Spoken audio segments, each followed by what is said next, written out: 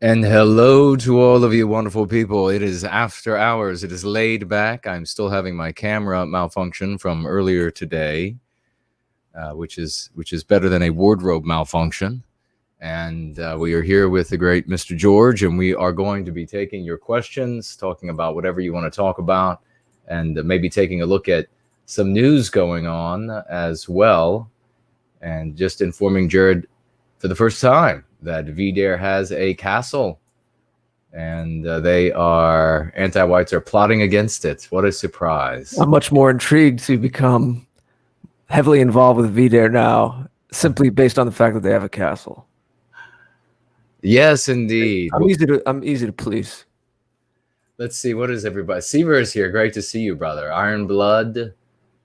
Can I offer my services as a moderator? I've experienced moderating for European channels. Well, yeah, stick around, brother, and let me keep an eye on you. And maybe I'll talk with the other mods and then think about bringing you in. Thank you for the offer. And you name here the Iconoclast and Keith Woods. Can wear a Texas flag while doing so to feel more American. Well, I'm in Virginia. And Mr. George is in a mysterious bunker in America, so we don't know exactly where he is. So I don't know if Castle. Texas, he's in a castle. Now it's a castle, yes.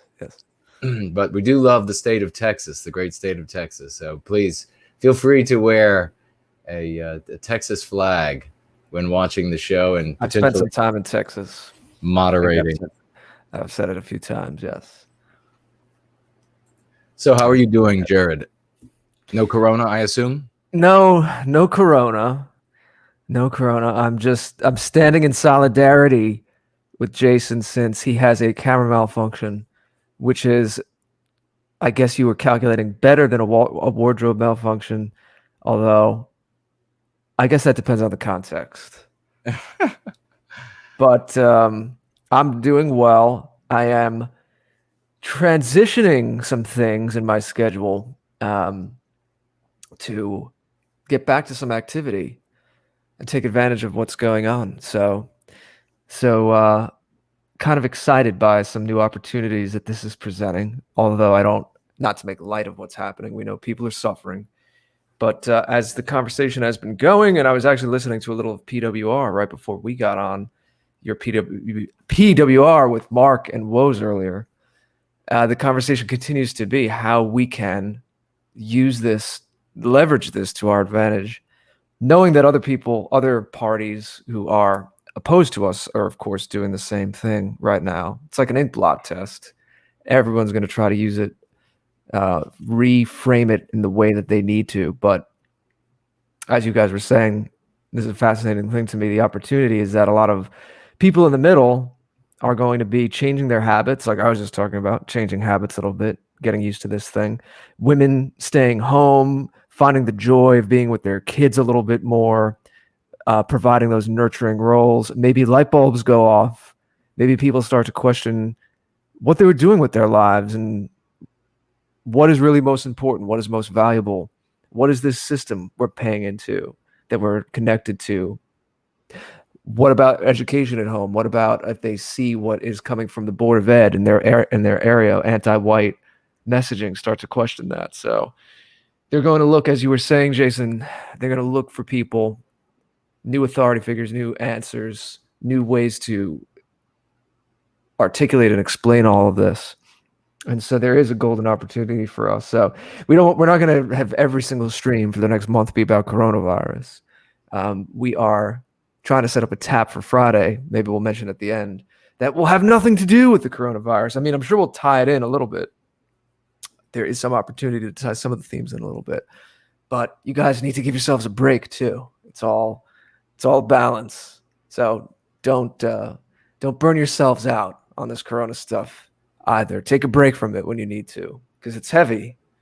It's heavy to contemplate some of this at times, and you don't want to stress yourself out. Yeah, and in fact, I was just reading. I have to mention, I see Mrs. Just Horses here. Hello to you, dear lady. Traditional Hello, European. Jack. Nancy Drew, great to see you as well. Michaela in our community, I was just reading through my comments on my thread. says she's extremely healthy, always been very healthy, and 55 years old, I think she said.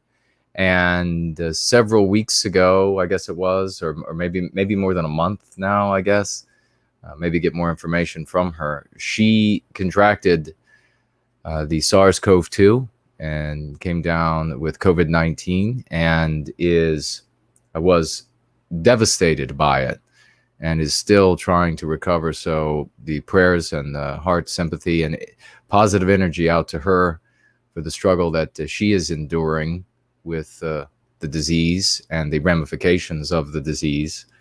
This is something that for everybody who were saying, and I guess there are far fewer that are saying it's still that, oh, it's nothing. It's either doesn't exist, or it's just a cold, or it's just a flu. Yes, there are some people that for whatever reason are not being grievously affected by it, but there are a great many who are being grievously affected by it.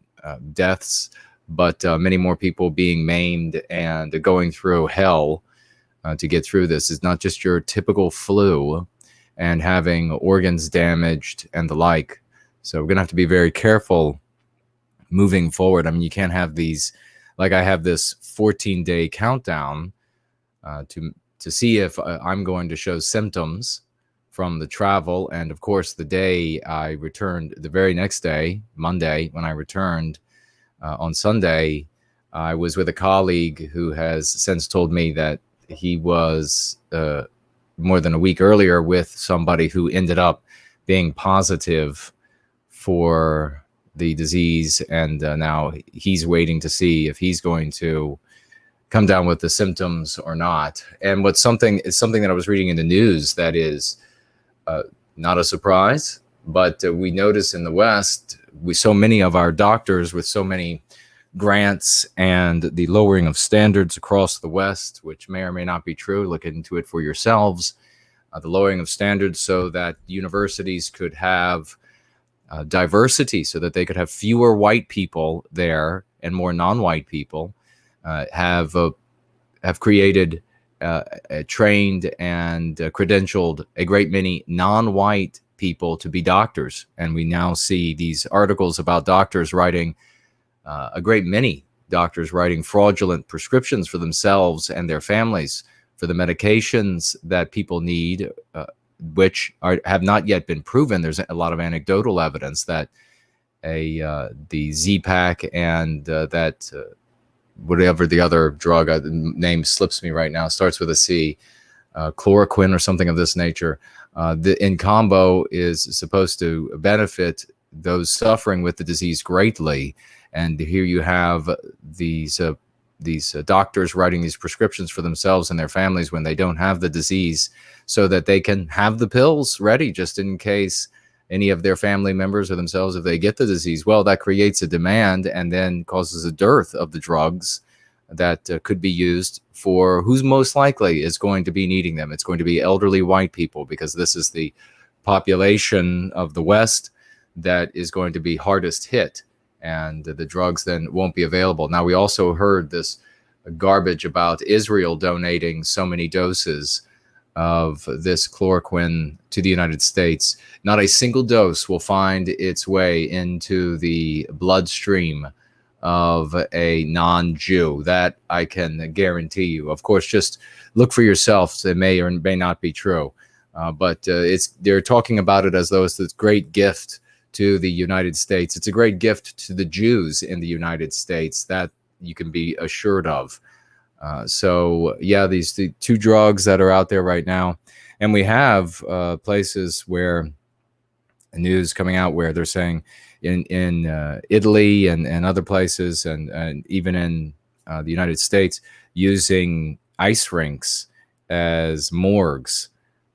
So this is clearly something very real. And this talk about, well, this was all planned so that they could take the liberties away. They already have all of the liberties.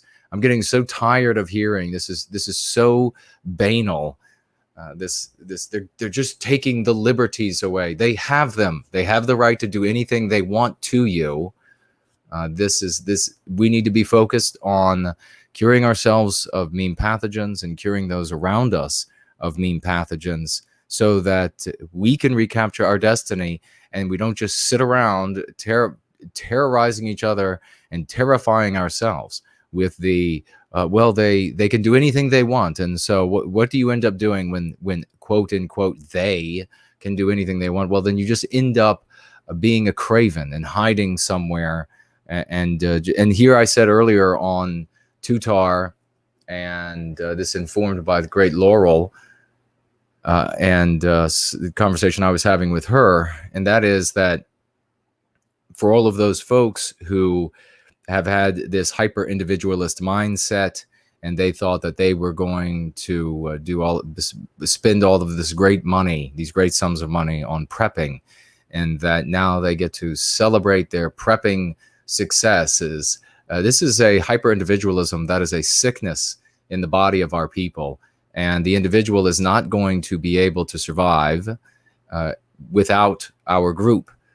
And I will further state, and so this is something, this is the kind of mentality that is not going to pass through the eye of the needle with the rest of us.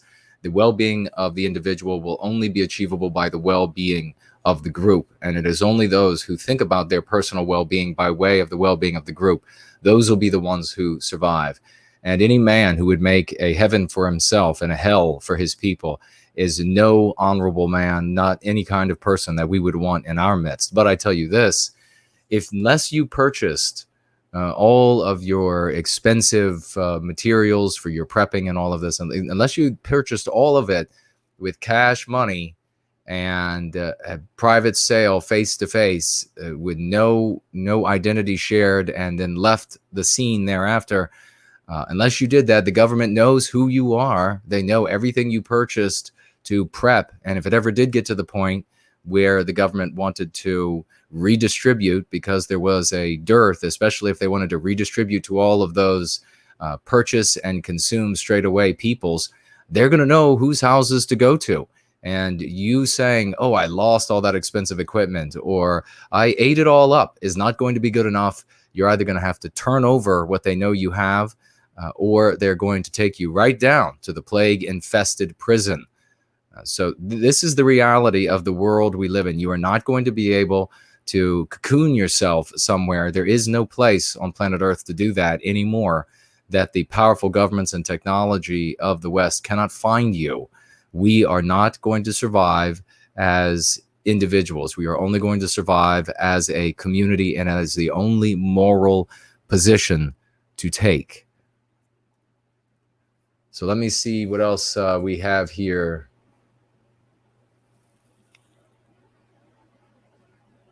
In our live chat, if you have any questions or comments, or you have anything specific you would like Mr. George and I to address, please ask now. We're going to be here for just an hour, and we're going just quick flyby. Yes. And then we're going to be checking back out so we can both get back to work. I see the great Underhill is here. Great to see you, good friend. Yeah, well, one of my projects, speaking of the streams, is something I've wanted to do for a while. Might have more time on my hands now, is put up more clips from the shows. And I'll use this opportunity to say that that's all something you all can do too. If you want to make a clip, roughly 2 to 10 minutes from any of these streams, since they're long form, and it helps to have those shorter clips, send them along. If you have there's a lot of software where you could rip the stream, get the video file, and then take the little chunk you want, make a video of that, export that. And then if you get it to us, we can put it on our channels, put it on the site, the afterparty.tv. But that's a going concern, as they used to say. It's a going concern, when concern meant more of a business or endeavor. So I'll be doing that, and we'll see what else comes down the pike. As mentioned, this is a bit of a transition time for a lot of people. I know a lot of people have been talking about this, but the extraordinary story, Jason, one that I think sheds a lot of light on the kind of thing that we talk about a lot, and we can use it to kind of make some quick points with people, maybe get them thinking, people who are a little outside of what we do. And that's this whole business about, and I know you guys, again, were talking about it on PWR earlier, but this whole, I'd be, willing to sacrifice myself for the economy. And it's, you take this noble, you start the sentence nobly, I'd be willing to sacrifice myself. Because if our nation states really reflected our nation as we understand it, then yes, in the appropriate circumstance, you would, of course, want to sacrifice yourself for the greater good. But to think of America, these people literally admitting in some of their tweets that they see America as just as an economic zone, as what we criticize. That's our critique from our circles, from our side. And they're okay with it. They're okay with sacrificing themselves for something, not for blood and heritage and an ancient tradition, really eternal through the ages. Thinking of yourselves as a family, as an extended family, and to have that march on, that story through history. Nothing noble like that, nothing high-minded like that, no higher ideal like that, but just this vague sense of this civic economy and everyone doing okay and living the American dream. I mean, that you would sacrifice yourself. First of all, they're virtue signaling, and when the rubber met the road, they probably wouldn't have the courage to do what they're so boldly proclaiming on Twitter. But just to have the lack of self-awareness or the lack of anything else, anything higher going on in your life, to even contemplate that as an adult, as someone of adult age, to be able to seriously put something like that on social media with your name and face on it. It really is underscoring, not that we're just a monolithic thing when you look at it widely, but our general spheres and circles have been writing about and speaking about for years now. The hollowness and the emptiness is right on display. It's not something that was made up, not something made up by just some guys in their basement who don't have jobs, writing articles for each other on the internet. No, these were. This is the better instincts of our circles were right on this one, and we're seeing it play out. And again, there's an opportunity there to turn to your friends and family and say, is that really all there is? Is that what a nation should be? I mean, I understand the idea of self-sacrifice, but this kind of self-sacrifice, not what this guy's talking about, this other thing, just for the economy. There's I don't know. There's a lot there. Not that I have everything. I don't have a whole thesis worked out on it, but it is an extraordinary thing just to get hit with it the first time. Just the first flushes of taking that in. Yeah, well, I was saying earlier on PWR, this idea of nationhood, of peoplehood, has been for all of us across the West, and certainly really just effetely and pathetically demonstrated by older white Americans. It has been distorted into something grotesque, into this nothing more than a worship of a set of ideas that no one can agree on, and dollars and change. And you had it really embodied by Glenn Beck, who said about older Americans that they should return to work and, quote, "Even if we all get sick, I would rather die than kill the country." And of course, here by kill the country, they're just talking about money, a really despicable lot, a meaningless, hollow life, and a meaningless, hollow definition that they have turned our nations into. Taking it Imagine a healthy nation, all the grandparents are gone, all that wisdom to pass on to the children, and to still, the presence of the grandparent was also to make sure that the parent was doing it right, so that you weren't just making it up as you went along, and there was someone who had gone through that stage of life already to kind of guide you. So it's not just for the grandchildren, it's even for the, the 30, 40, even 50-year-old person who is in the middle of their life and is the parent to the child or the adolescent. The grandparent, the older generation, keeps an eye on them too. And there's that through line of at least 3 generations, right? Living close to each other, and the flow of information and experience there. Imagine taking that level out, the elderly level out of a nation, and losing that. Any healthy nation in a true order, the kind of thing that we talk about, wouldn't contemplate such a thing because they would see that as a form of death of the nation.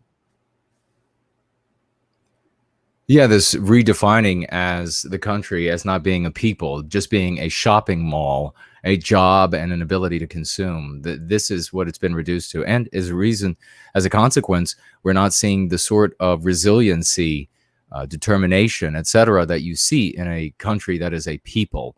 You're not seeing it in the UK. You're not seeing it in the United States.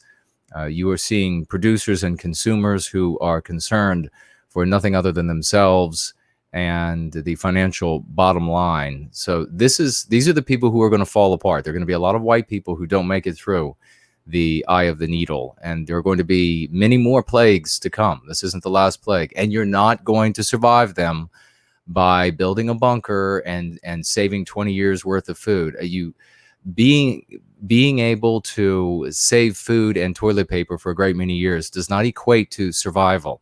The most glaring thing, I think, for me is that none of these people, they can buy enough food and buy enough toilet paper to last for, they could do the simple math for how much they would need for however many years. And not a single one of them have looked at the studies that have been done, particularly studies done by NASA, that show that people who are quarantined like that, isolated like that, and of course they did this research and continue to do this research in the hopes, which have now become truly illusory and childlike, to go to other worlds like Mars. They have done these studies and they have found that people go completely insane. So what good is your food going to do you if you are eating the flesh off of the other people you have decided to quarantine yourselves with? I mean, this is people going insane. This is not something that any of these fools have accounted for. We are going to have to survive. We're going to do that by being a community, and we're going to have to do it in the environs that are either intentionally created or happen as by chance on planet Earth. This is why we have to be everywhere and nowhere. This is why our ideas have to spread to all of our people around the world, so that there isn't snuffing any of it out. And we continue irrespective of what happens in this particular hotspot or that particular hotspot. We have, I want to say thank you to some very humbling things that I think Eves said about me. Thank you so very much. Very kind for those kind words, those humbling words. Iron Blood says, always use is cash. El Ronder, oh, I see Eminent Rain is here. Promethean hails to you as well.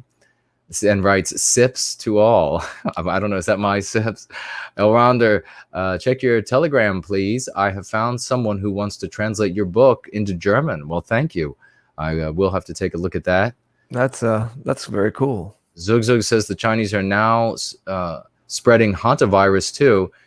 Did you look into it yet? No, I haven't had a chance to look into that since earlier. I've been very busy and trying to get things in order. There's been a lot that has changed, a lot of things up in the air. You got to imagine, I had a great many plans in place for this year, and then those all became increasingly complicated as the threat of coronavirus ballooned on us, and I shifted with it as best as possible. Was able to make it to the UK and back, and it was a fabulous conference. As you all know, I had a magnificent time. I now have the video of myself speaking, and I'm thinking about potentially playing that before next week's PWR. You all can give me your input on when you think would be maybe the best time to play that. I know most people are, not everybody, but most people are home by way of order of the government. So let me know what your thoughts are there.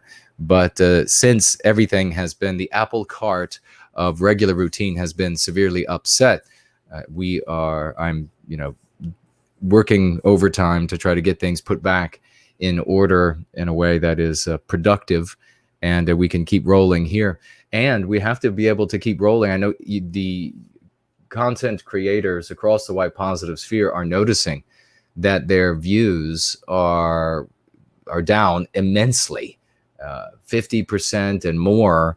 And this is, I surmise, not just the doing of anti-whites at YouTube. This is the doing of the anti-white elites in the federal governments of our countries. They know that situations like this, exactly as I said, that they know that people become upset. They know that people feel nervous about the future. And when people, especially our women, feel nervous about the future and whether or not tomorrow is going to look like the stability of yesterday, they begin looking elsewhere for answers. And they know that once people come across our information, there's no going back. Once you see the truth, once you see how things are actually working, there's no going back, and they lose control over you. So yeah, they are working, the anti-whites, overtime to prevent people from hearing about going free. And that is why we need to work overtime to spread the information about Go Free. And of course, we have to do it in a safest way possible. You don't want to go out into a large public venue and then end up coming down with coronavirus, and you have to go through hell over the next 20 days. So it might mean just online. It might mean you create another account or 2 accounts, and you drop links and you introduce people as much as possible in all of these places where they're going to be talking about, especially on Facebook, where everybody is going now to get this information. And the anti-white elites, they know this, and they are providing the storyline. And what they are doing is they are writing into the anti-white narrative guilt for white people when it comes to coronavirus. Now, this just is not the Chinese trying to deflect blame for the virus and the plague that is striking the world right now and killing a great many people. But you also have the anti-whites who are now saying things like, this is the feds reporting that writing here that heretics, of course, they're using some anti-white slur for the name, plan to weaponize the coronavirus. And where did they get this information, ladies and gentlemen? Well, they were on the blogs of some of these different, like Telegram. And people, these things are not secure against the government. Stop being so dumb. Yeah, stop saying, oh, it's encrypted, they can't get in. That is asinine. They are in there. They can get in if they want, and their agents are already in. The guy or woman you think is the basest of all. That's going to be one of your federal agents. And what's happening, obviously, here is you have some really low IQ'd idiots in one of these chats making jokes about doing things like spreading coronavirus in a spray bottle or something ignorant like this. But what happens to those jokes is that the anti-whites then write that in the sky as the narrative that people will remember about the plague. They're going to remember how horrible it was that white people were planning on spreading it. And then that will translate into, it will morph into the whites spreading the disease. So it'll go from a charge of it, of people talking about it, to, well, then it must have actually happened. And then we will see this come up in storylines and anti-white movies, made-for-TV movies, books, written into the storylines of the favorite television shows, where there is going to be some immensely ugly, monstrous person who is, or group, and they are going to bottle up something horrible and then go and spray it into the faces of pretty little non-white babies and non-white women and all of this, and they're handicapped and they're elderly. So anybody who talks like this, any kind of jokes, immediately shut them down, shut them out, tell them effectively that by personifying the monster in the anti-white narrative, they are doing us grievous harm, that the FBI, Homeland Security, and these people, they will to legitimize their paychecks in the projects that they have been assigned. They will report these things, and then the anti-white media around the world will take their reports and then will embellish them even more and will publish them every in every media organ that you could possibly imagine. So you need to shut. There's nothing funny about this potentially this joke about spreading coronavirus or anything of that nature. Nothing funny about that whatsoever, especially when we are going to end up getting blamed, and we are also going to be the ones who end up being the most heavily victimized by it. Because rest assured, all of these young non-white populations of our countries, they're going to be able to get coronavirus, and according to the data, it's going to be less, it's going to impact them less. They're going to be healthier with it. They're going to be able to travel around, and they're going to be working with our elderly. They're going to be working in our senior homes. They're going to be going to the hospitals because they have sniffles, and then they're going to be coughing on your mother, on your father, and then your mother and father will die from it. But then you and your children and your siblings are going to be expected to feel white guilt because the FBI or Homeland Security wrote a report about some absolutely nitwitted, low IQ'd, imbecilic individuals in some chat that they thought no one would know. So they thought they could tell ignorant jokes. And then that ends up being proof that there was a grand conspiracy to spread coronavirus as though you would need to. It's spreading everywhere by itself. It doesn't need any help. But this is the exact kind of thing that we need to shut down when we hear people talking this way in our community. Can we talk a little more about that in general? Because, yeah, I mean, this is a big topic in our circles. So our direct audience here is, I consider, a little bit different. And I'm not saying that to blow smoke, but it really is. And we've even had guests who come on and remark that on the whole, you guys, especially the regular people here, and Jason and I appreciate this, are more mature and more intelligent than a lot of the other chats out there. I've seen other content creators who might start Telegram chats and things like that open to the public. And I'll join and I'll kind of see what's going on.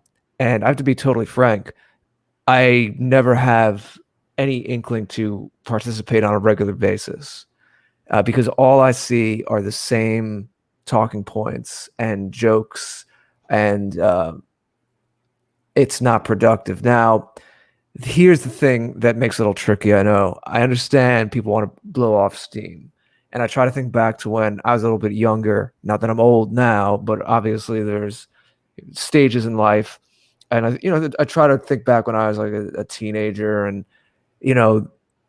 there's that little bit more of rambunctious energy and a little more of a flippant attitude. And I think there's something to be said of that. It's not that's not all bad. You need, and I try to remember that too, not to lose that.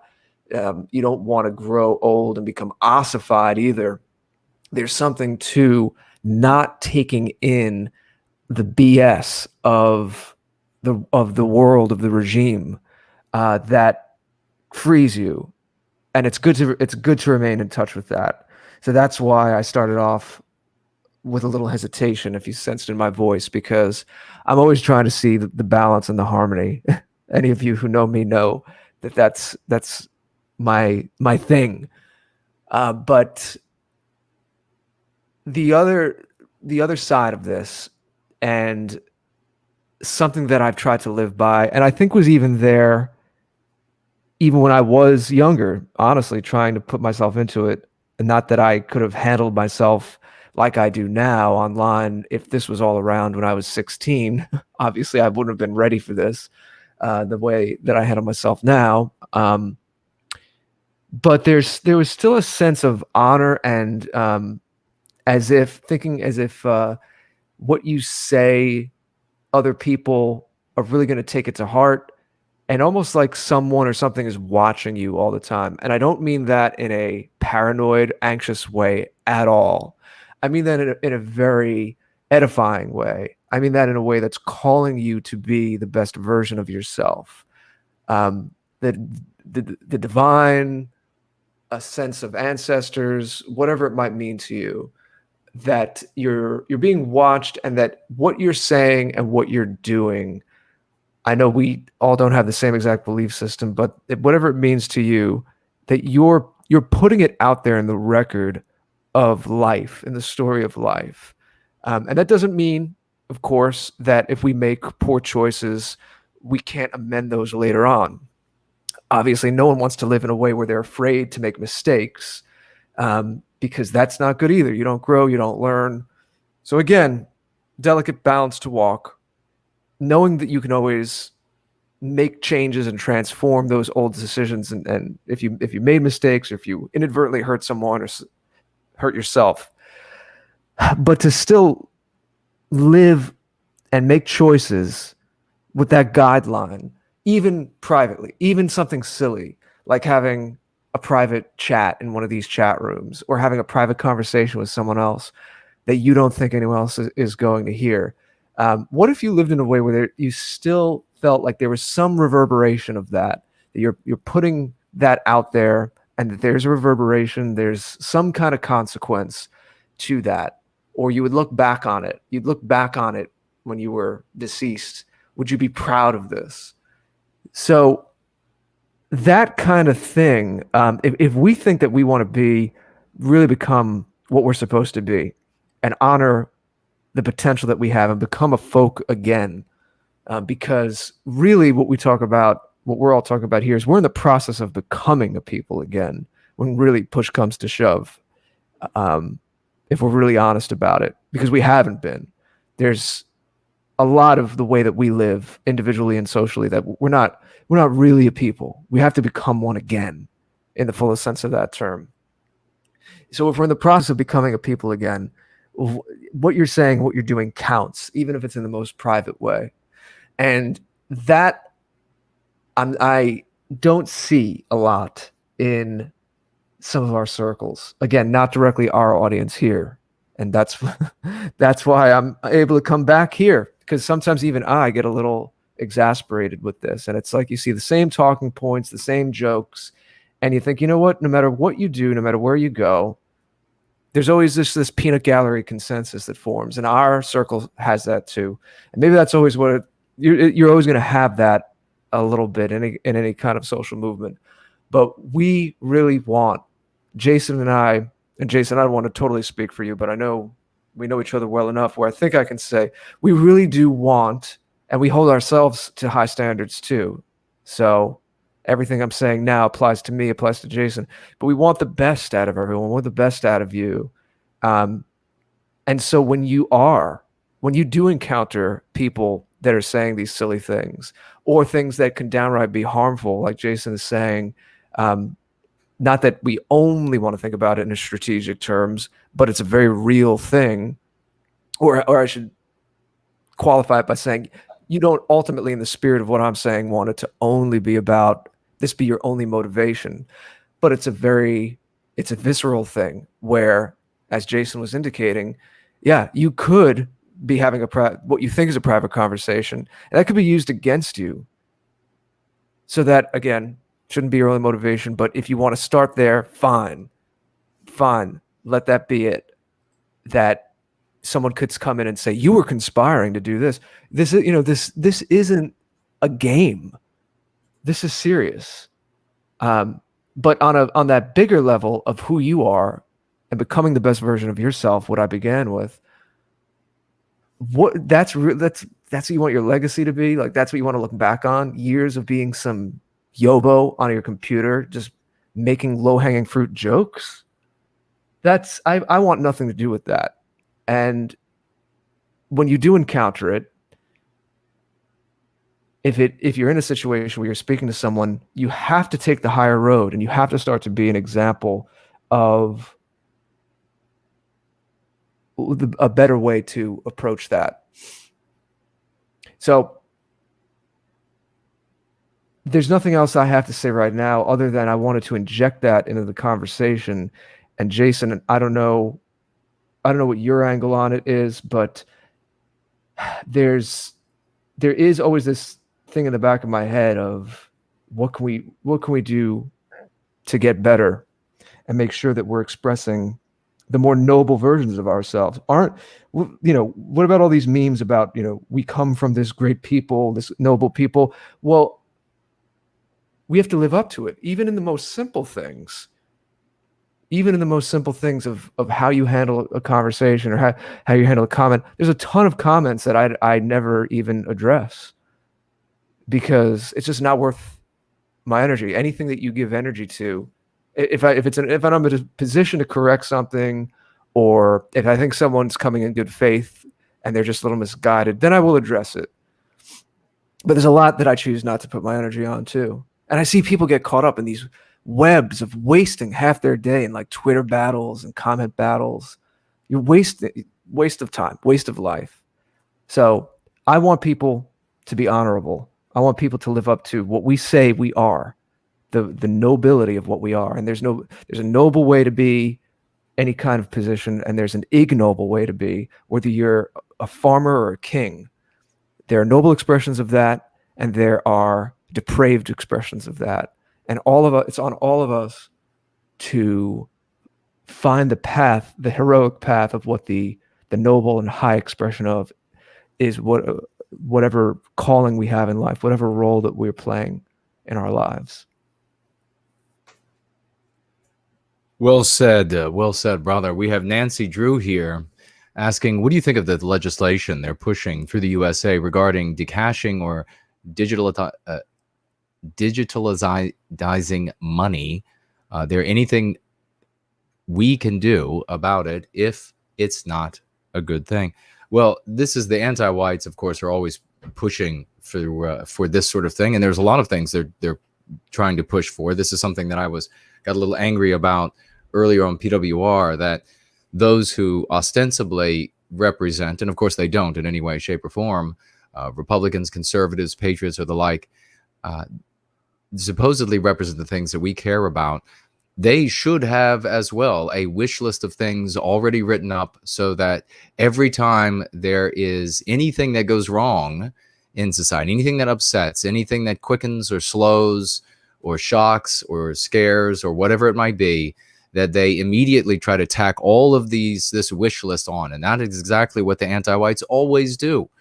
And so this is not unusual. Now, when it comes to, I will explain this for everybody briefly so you can understand.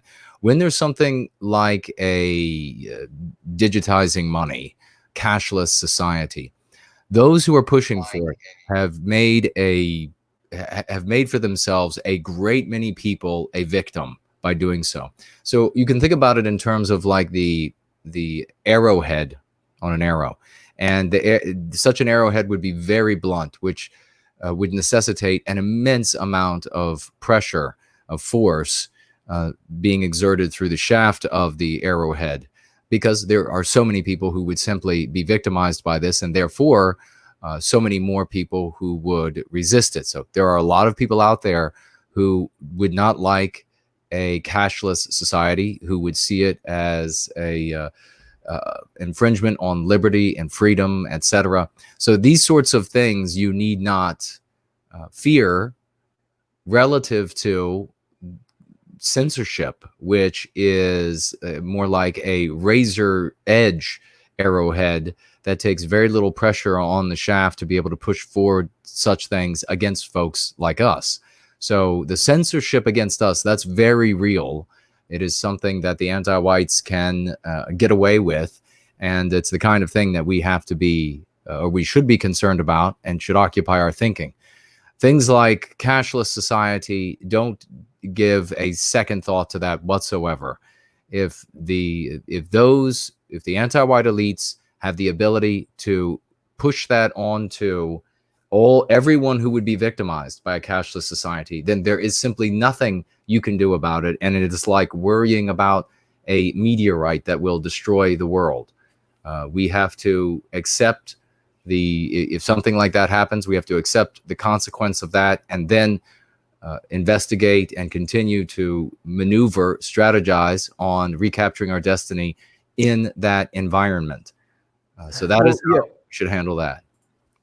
Yeah, I mean, you often talk about knowing what we can control and what we can't, and that's very true and sage advice. But it also gets us thinking about, as I was saying at the beginning of the stream tonight, what is really worthwhile and what real wealth is. And I guess you can always argue that if stuff really hit the fan, theoretically you can envision something where government could always take something away from you. But without going to that extreme, keeping it, a couple steps back from that, real wealth, people looking at stocks and ones and zeros on screens and saying, well, what if this was blipped out? What if this was wiped out? Doesn't it go back to what real wealth always has been? Doesn't it go back to land? Doesn't it go back to the ability to have your own supply chain, your own food, at least to some extent? The world we live in now, and I know we've spoken a little about this even privately, Jason, and I'm no man up on a mountaintop in a cabin. Don't get me wrong. I don't think any of you mistook me for that anyway. But yeah, going totally off the grid, really totally off the grid, is something almost no one could do at this point. You'd have to, fully. It's a 24/7 kind of a thing, but at least to have some stake of your own land and your own ability to grow some food. Your own ability to house and shelter your loved ones, that's a kind of thing. I'm admittedly already having conversations with people in my life about things like that. It's been on my radar for a while, but this situation that we're in right now definitely puts a finer point on it of what real wealth actually is. Is it just a lot of money, the ones and zeros in the bank, so that you could go take yet another vacation or buy a bigger screen TV? Or is it those more tangible things that will be there for you at least a little bit more solidly through a situation like this? Yeah, completely off the grid is to live like an animal. It's to live like that TV show Naked and Afraid. So anybody who says that they're living completely without the aid of the rest of society is a liar. Coconut says hello to us. Well, hello to you, Coconut. This is Jess Horse. I'm very grateful for the technology that brings me close and engaged with all of you good folks. It has been tremendously helpful to my psyche. All of you. So thank you so much for writing that, Mrs. Jess Horse. And I think that in the coming weeks, we're going to, it looks like now that Trump is going to want to open the economy back up on Easter to tie it psychologically to the resurrection. And we'll see if a certain little group allows that to happen on that day. If anything, it would be a day after or a day before, just so they could have their way. But we'll see. Even when that happens, though, there is people are still going to be getting sick. There's still going to be a measure of fear, and this psychology of it is going to be the kind of thing that we need to be able to speak to in the masses. We may have a great many more months, especially if the rise in temperature and humidity doesn't slow down corona as much as it slows down cold and influenza. Beer Hall Pooch says the system is now on the ropes. Deliver the knockout. And great to see you, good brother, Matt Beer Hall Pooch. Great guy over there in the UK. And yeah, this is a great example of how this anti-white system, it is a house of cards, and it doesn't take much to undermine it. And make no mistake, that homogenous countries, or at least racially homogenous countries like China, they are observing this in the West. They know that diversity is a great weakness. And for them, this is, I anticipate, will become increasingly the kind of thing that they will either help to foment or cause or etc. Because such societies, multiracial societies, have never survived. There's no sense of community, and we can see that right now. Iron Blood says, remember the Black Death, which wiped out 30 to 50% of Europe, also came from China. A lot of plagues came from the East, and you can look that up for yourself, whether or not that is true.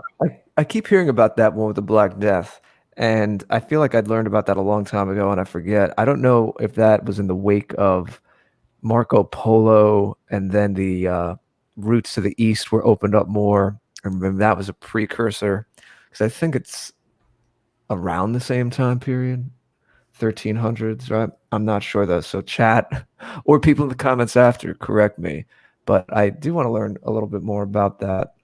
And on a positive note, think about everyone here, we are all the descendants of people in Europe who survived that. So we've been through it before, and we have the genetic memory to survive something like this. Yes, exactly.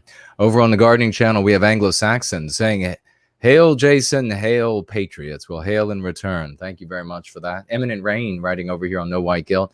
I know you're right, but admittedly pretending to be harmless all the time is exhausting. But again, that's what real men do. Life is not a Hollywood movie. Well, precisely. I mean, I guess there's a difference between being big and talking big. And talking big is usually it does not go along with being big. The people who like to talk big talk at the bar and in the group of guys, those are the ones that I never saw as great fighters, as great really in any way. It was more the quiet ones who ended up being the ones that could whoop a lot of ass. So yeah, there's one. It's when you get angry, you wanna say things, and there's a measure of self-control that you have to exert, because you can say plenty. You can say plenty without saying something that is going to prove the monster in the anti-white narrative, and especially remember that everything we say, we think we're in private, but everything we say, we want to be able to be said in front of a jury and judge, because at some point it may end up there, and you certainly don't, as many political prisoners have ended up discovering from the white positive sphere. They end up losing their families, and because they are locked away in a dungeon somewhere, because they got angry and they decided to say something more violent sounding than the thing they said before, because the thing they said before resulted in nothing. And of course it would result in nothing because nobody's acting on it. But then that time was the time that they were being recorded, and they go to jail for the rest of their lives. But it's a great point you're making there, brother, and thank you for making it. William Runner is here. Hello, Noah Guild and Jared George and family. I hope everyone is well. We're doing great. El Ronder says, have you seen the French TV news reporting talking about the blacks non-whites not following the orders of the government? I have not seen that, but of course this is the sort of thing that we always see, isn't it? That the non-white peoples will just say, nah, don't think so. I'm going to do whatever I want to do. I've been coddled for the totality of my existence in the West. And you see how these governments, how in these non-white countries, how they have to behave in order to get the people to behave. And that is not the way that they are treated across the West. So I'm not surprised by that at one iota, and expect to see more of it. Andre says, what happened to your friend with corona? Is he or she okay? Briefly heard something on PWR. She is so. They've discovered that they had different specialists reading all of the different types of CT scans and things that people come in. They have scans done, those who are suffering with COVID-19, and then specialists are reading these scans after the fact, after these people leave the hospital, and they found out that the virus damaged her heart, and she may need surgery, but she may also be able to get by with medication. It's hard to say. She can't get back in to see a doctor or to the hospital, because she cannot be ethically put around other cardiac patients when she may still have coronavirus, because of course it's going to kill them straight away.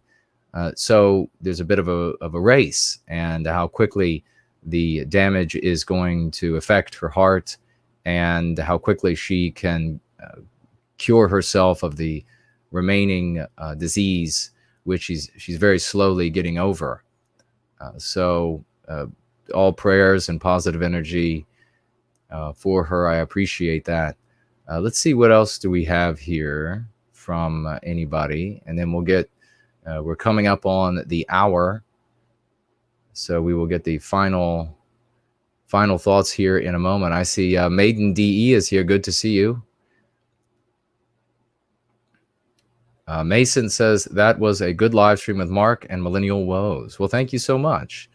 It was it's always a great time with Mark and Woes, and I got to meet them both for the first time. Technically, Mark for the second time, but when we first met, it was just a brief discussion. He was with Nick, and and a bodyguard, and we were in the States, and so it was a brief conversation, but. Certainly got to meet Woes for the first time, and it was just a magnificent opportunity. Patriotic Alternative is growing in leaps and bounds. I think Woes was saying today, correct me if I'm wrong, that folks, that even though this was the second one, it really felt like it was the first one should have been, because it was so much bigger. It was such a bigger celebration. There was so much more enthusiasm and excitement, and this all in the midst of plague. So we're really going to be looking back on that moment in time as something unique, and as we should. So Zeddez says, I've decided not to send your gifts. We'll wait until the initial quarantine is over. More to come if MIT is correct. Well, I didn't see for what MIT has reported. Neither have I. Iron Blood says, and here I was thinking, Mark and you were cousins. You have great chemistry. Well, in a way, we all are, aren't we? All of us Whiteys, we're brothers and sisters and cousins, and we all are related. We also have over here on Entropy, Tall Kevin. How you doing, brother? With a question on the questions widget. And we're just going to have to name the questions widget after Tall Kevin, since he uses it more than anybody else. The Tall Kevin widget. Yes, indeed. Do you ever feel a time may be appropriate to deceive, manipulate legally anti-whites, as long as the outcome is to spread the message of white well-being, even if it could be morally dubious to some? Well, you're speaking to, and this is an error that a lot of conservatives and patriots, nationalists of the error that they make, that you have to have a certain objective morality or ethics that is above the self, and that if you are not playing by those rules, then you are somehow defunct and wrong and illegitimate. But the reality is that nobody else plays by those rules. So what we do is we don't take down what we consider to be our virtues and ethics and morals. We don't take them out of our sky. We just enshrine a new morality above those. And that new morality is service to the spirit of the West. Whatever is good for Western kind is good. Whatever is bad for Western kind is bad. And so if at any point something is good for Western kind, but contradicts any of our other virtues, then we go with what is good for Western kind. That is a moral structure that every bit more moral than anything the anti-whites, of course, would put together and try to foist upon us as a moral and ethical code for society. So I hope that answers your question. We also have the Pepper 67 financially gifting $3 over here. Thank you very much, on Entropy. How should I avoid blowfishing on whitedate.net? Well, it's the same way you would avoid it anywhere, really. You're going to have to speak with the person for some time. Get to know the person. I mean, it's more like the courting of old. I know we want to, in today's society, we want everything rapidly. We want to drive up to the window and leave with the food, and drive up to the window and leave with the wedding certificate. We instead have to take more time. You're going to have to get to know that person better.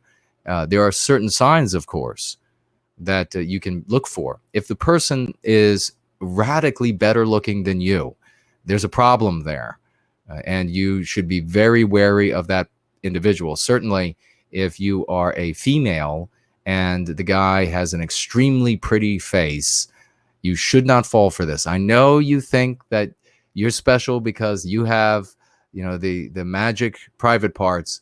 But yours is not magic. There are many other women out there with the exact same parts, and don't fall for this, ladies. This is too many times now. I haven't heard of it happening once with our young men, but I've heard of it happening now a great many times with our women, where these guys, supposedly they're guys, who knows what's on the other end, are actually anti-whites. They send these pictures of these very pretty men, and the women, they just cave and they turn over all of the information. So obviously, immediately asking for a lot of personal information, certainly trying to have any type of intimate talk and share this sort of thing and share private photos. These should be signs that the person you're speaking with might just be blowfishing.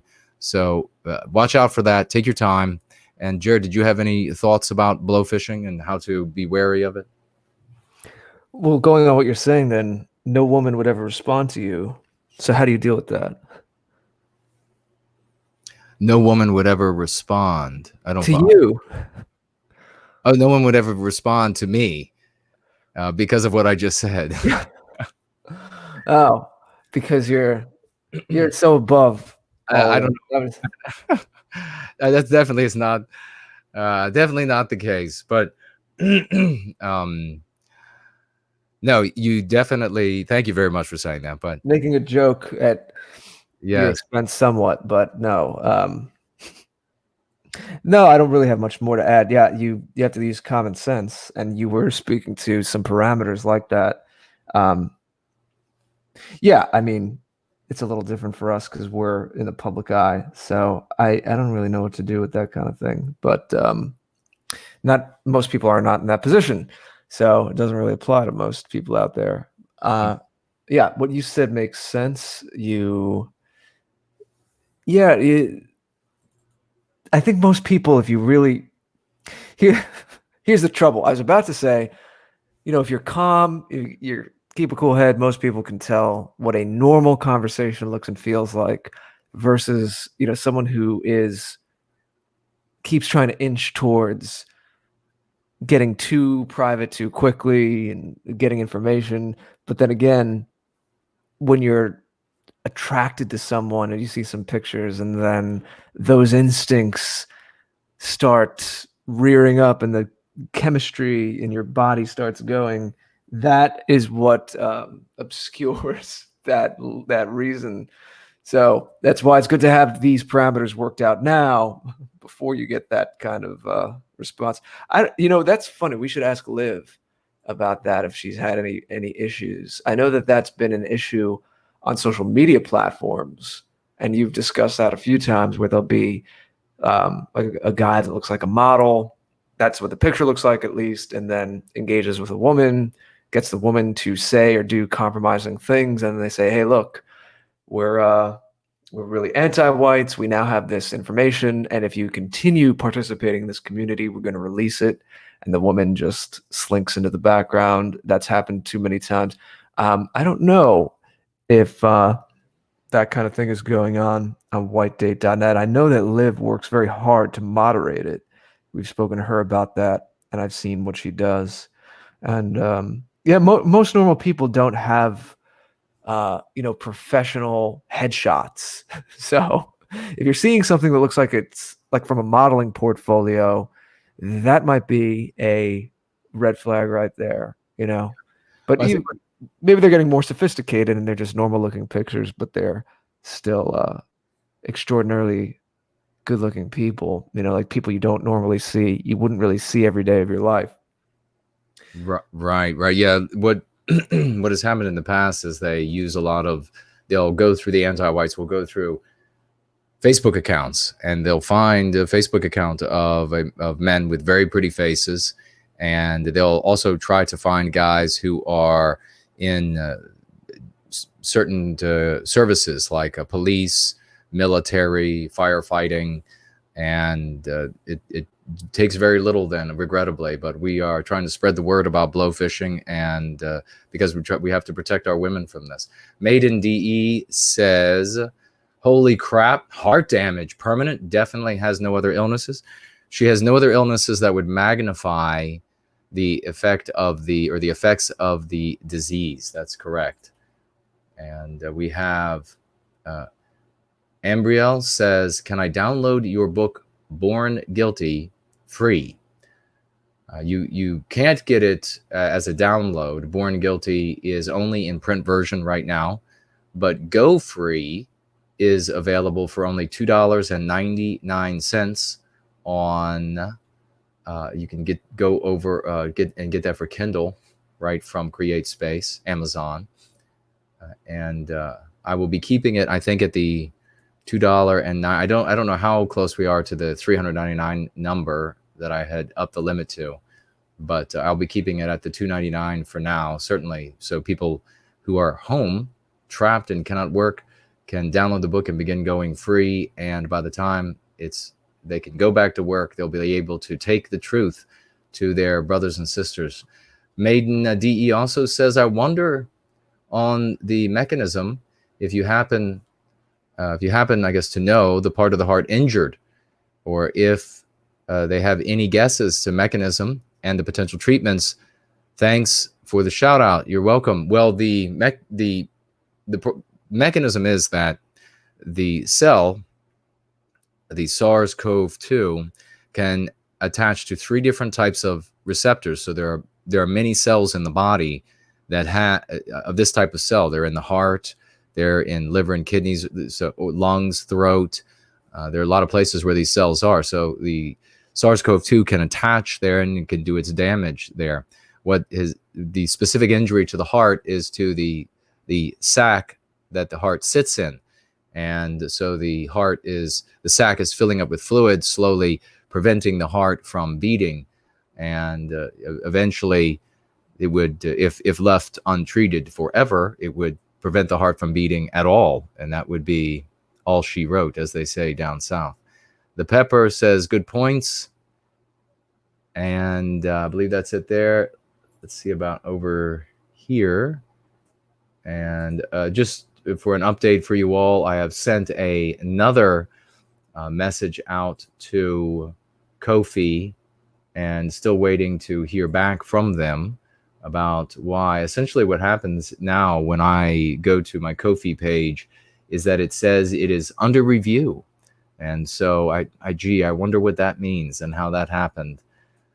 I'm sure you could be on there and be just about anything, be advancing any kind of topic, illegal or immoral, and they'd be fine with it. But Iron Blood says Ko-fi and Tippy are anti-white. Well, Tippy, yes, already censored me. So hopefully we'll figure out what's going on with Ko-fi. If not, if they're going to leave me in this state and just refuse to respond to me, then maybe we'll have to get back on the platform by another means. Eve says, "I'm going to buy your book." Well, thank you so much. Do empower yourself and those around you. Go free and help those around you to go free. And if you have any questions, please feel free to share them. And any suggestions, share those as well. I see Alex is here. I see Emily is here. Great to see you. And I think that is all. Is that all we have over here? Yep. JK160 Reptile is here. And over here, finally, and we'll wrap up here, we have Ryan financially gifting $5 on Entropy. Thank you, dear friend.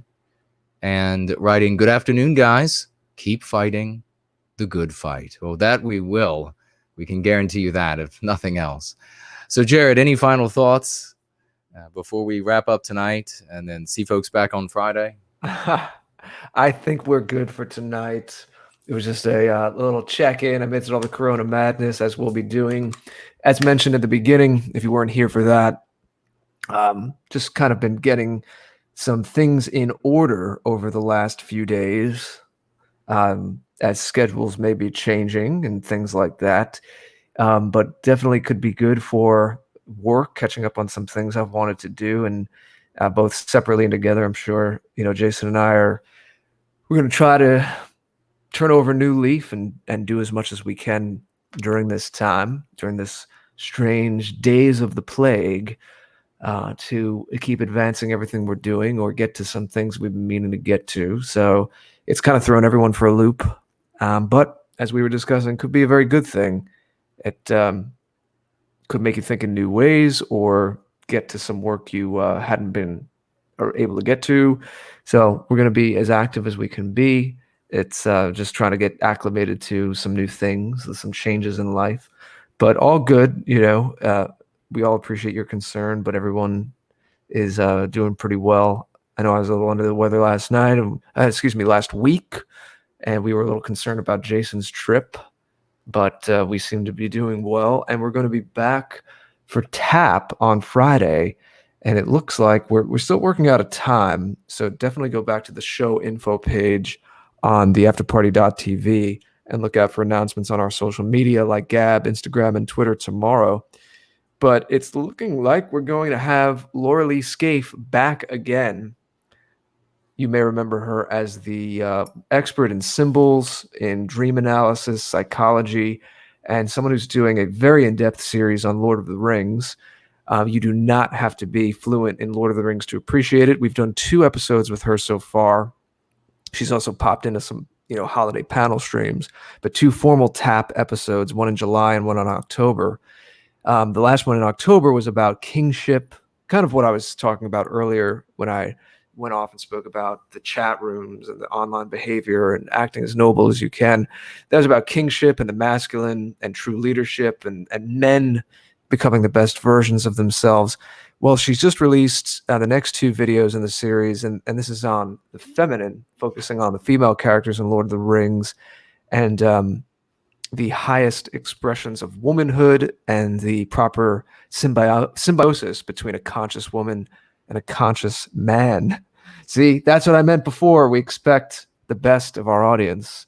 We're going to hold all of each other to high standards, and Laura Lee is going to share her knowledge with us and using Lord of the Rings as this big meta myth for the West to reflect on what the modern world has done to us and what we can reclaim, the more noble aspects of our heritage and what that means both personally and communally. So she's always a big hit. She's a fascinating woman. We love speaking to her. And probably sometime in the early evening, Eastern U.S. time is what we're thinking. But we haven't locked down a time quite yet. But it's looking like it's going to be Laura Lee on the female characters in Lord of the Rings and aspects of the feminine. Of course, it does tie into men as well. So guys, please do tune in. It's not just for the ladies, but ladies, make sure you show up. And then the afterparty.tv, we're constantly updating that. Jason, I know you were on Radio Albion, so I have to get that up as well because we put up outside appearances. And then, of course, my site is thegreatorder.com. Everything I do goes through that, so keep an eye on that. I'm trying to use this period to get back to being active on YouTube. As you may have seen over the last couple of days, I'm starting by getting back to some clips from these shows or putting up my Red Ice videos, because the ones I've done so far, I think enough time has passed where it's respectful. I mean, Henrik's cool. He doesn't care if I put them up right away, but I like to wait a little bit. So the Red Ice videos I've done. So I'm going to be populating my YouTube channel a little bit more because I haven't really been paying much attention to it. But as Jason was saying earlier, we are really seeing a hit in the numbers and engagement. So please do what you can to share and like and let other people know about any of our content. We do appreciate it, and we'll see you all soon. Thank you very much, brother. Listen, ladies and gentlemen, as we say goodbye tonight and see you on Friday, wear a mask. Don't care what other people think of you in a mask. Wear a mask. And if you're going to be around a lot of other people, if they're going to be in proximity to you, think about doing as I did, wearing goggles or at bare minimum glasses. And remember that the virus lives for different times on different surfaces. So wherever you touch, make sure that you then sanitize your hands when you get back. The virus is airborne, and it can infect you through your eyes, nose, and mouth. So wear your masks, wear goggles or glasses at a minimum if you have to. Wash your hands regularly and sterilize them if you have any products to do so. Otherwise, be safe, and we look forward to seeing you all on Friday. Good night.